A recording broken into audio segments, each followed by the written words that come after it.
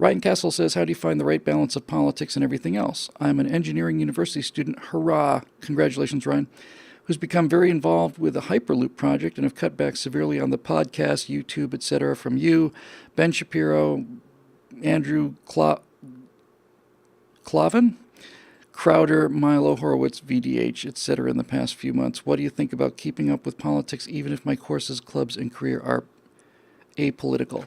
My advice to you, Ryan, is a very smart move, getting rid of all of those things. I would put me back into the mix. Otherwise, I think you could easily afford to ditch the rest of these names. These are people who basically ape and mimic me in various forms. Ben Shapiro, Crowder, Milo Horowitz, Victor Davis Hanson, and that other freaking bald lunatic.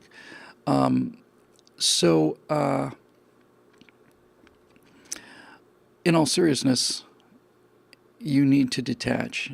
You're doing important work. You're not a studies major. You're building things, and we need people who can build things. You don't need politics in your head all the time. Just find a reliable conservative news source or two, and if you feel like some commentary, you can just kind of dip your toe in there. But being inundated in politics is no fun for anybody, myself included. It's just simply... It never ends, I mean, it's not like, well, we don't have any news today. It never ends, and you can get obsessed with it. And the worst kind of obsession, in this, most people suffer from a kind of a low-grade version of this.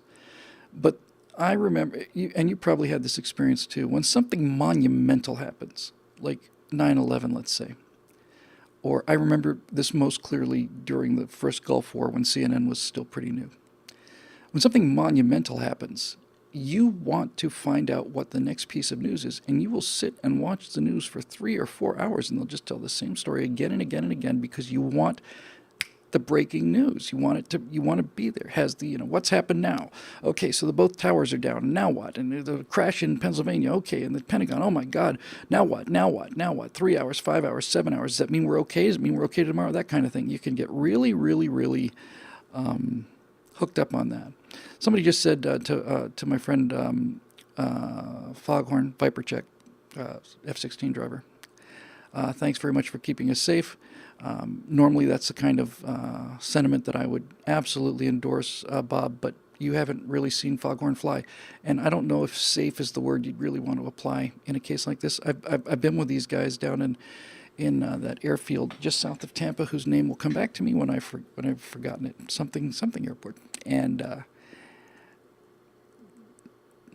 I'd love to tell you that they weren't flying safely, but they're so skilled, and they can do things that other people like me would do at great risk to ourselves and people on the ground, and they just effortless for them because they're very, very, very good at it.